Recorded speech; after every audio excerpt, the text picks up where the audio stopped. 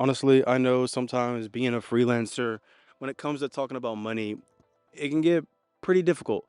It can get pretty scary. And I know sometimes you want to charge a client a certain amount of money, but you're kind of scared what their reaction is going to be when they see that large amount of money. With this video, I'm definitely going to talk about what I think you should be charging as a videographer, some key points that you should take into consideration when choosing your pricing whenever you're going on client shoots. I do want to say one thing. Yes, I definitely do agree and think that you should charge what you're worth, but that's not exactly the tip that I want to give you. And even though, yes, I do agree and think that you should definitely charge what you're worth, but that's not my whole message in this video. And honestly, that's not even one of my key topics in this video at all. Because in all honesty, when you go to a client and when they ask you, why are you giving me this price? If you tell them because that's what I'm worth, they're not really going to care about that. That's not really their main focus. All they care about is their video, their business, and what you have to offer for them. So again, though charging what you're worth is a fantastic idea and it's a fantastic mindset to have, ultimately from a business standpoint is not something that you can lean on. And quite honestly, I don't think that that should be the only reason on why you're charging the price that you want to charge.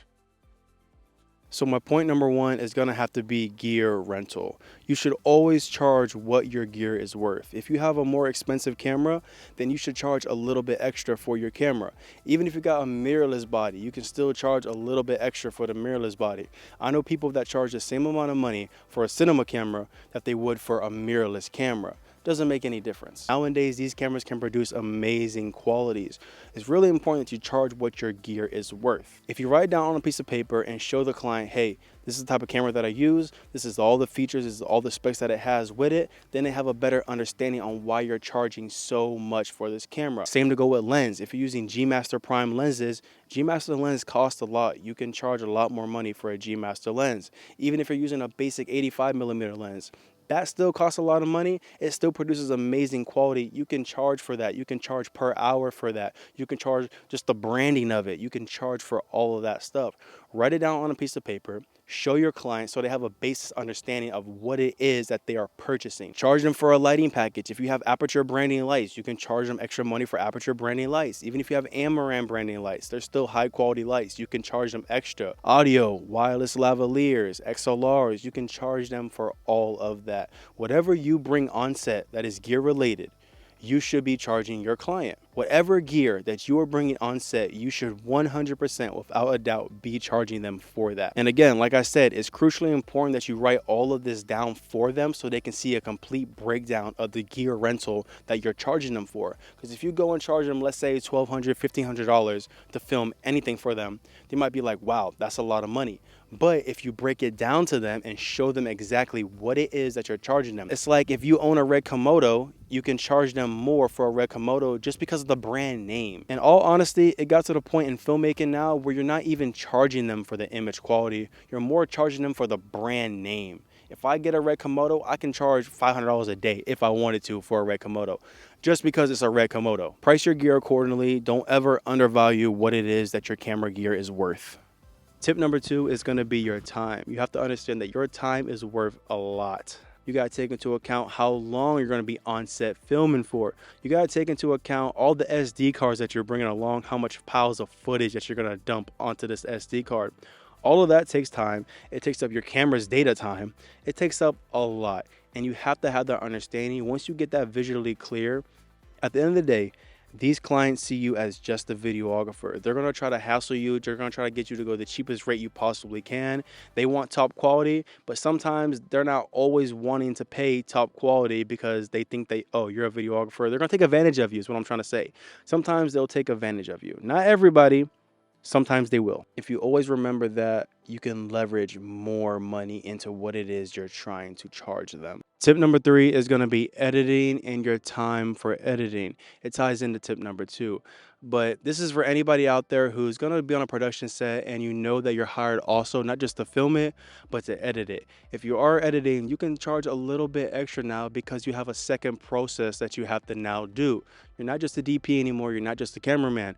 Now you're the editor. And depending on how long the project is going to take, you can charge them accordingly. If you know that you're going to film for 3 hours and then they want a 20-minute long video, you're sure enough, you can charge them a lot of money for that. That's going to take up your time. You got to understand how large 3 hours of footage is going to be, especially if they want it in 4K. There is plenty of times where I got on set and I was hired as a camera operator and an editor, and I undervalued what I should have charged them. The editing process took so much longer than it did to actually even film the project. It's always good to take into account how long you think the process is going to take to begin editing. Tip number 4 is going to be travel. Ultimately, if you are a freelancer and you do a lot of travel work for your gigs, you should be charging extra for that. For me, example, I live in Florida and sometimes I'm traveling to Miami. That's almost 4.5 hours away. Sometimes I'm traveling to Jacksonville. That's 3.5 hours away. Or sometimes I'm even going to Tampa and that's 2.5 hours away.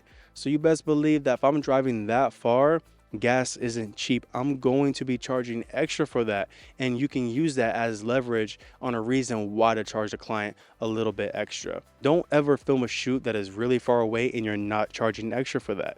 It's very important that you get your travel reimbursement, especially even if you're traveling out the state. If you got to book a plane ticket, have them pay for your plane ticket, have them pay for your hotel stay accommodations, have them pay for all of that. You shouldn't spend not one dime. Don't ever let a client try to tell you that you got to pay for it yourself. Ultimately, you're just going to be losing yourself in the long run. Tip number 5 is going to have to be after hours. If you stay extra late on a shoot, you best believe that you should be charging them for your time staying extra. There was actually a perfect time where I stayed extra for a client shoot, even just an hour extra, and they paid me an extra half day rate. That's not gonna happen all the time. That's probably not ever gonna happen ever again. But it's just things like that that I put into the contract agreeing like, hey, if I have to stay extra, you are going to pay me extra.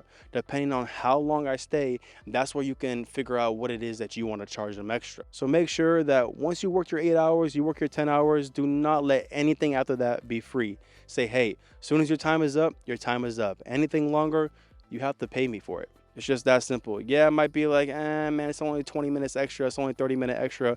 But if you keep doing that, now if that client refers you to somebody else and tells them, oh yeah, he was great, he stayed 30 minutes extra for free. Now that next client's gonna call you up and expect you to stay 30 minutes extra for free. You don't want that. You don't want them to take advantage of you. Again, know your worth, man. Know your worth. Tip number 6 is gonna have to be food. Again, if you're on these 10, 8, 12-hour shoot days, you're going to get hungry. You can't tell me that you're not going to get hungry. So ultimately, the client should be paying for your food. That should also be included into the bill. Whenever you get break time to have lunch, that should be covered for you. You shouldn't have to spend a dime, your own money, on some food.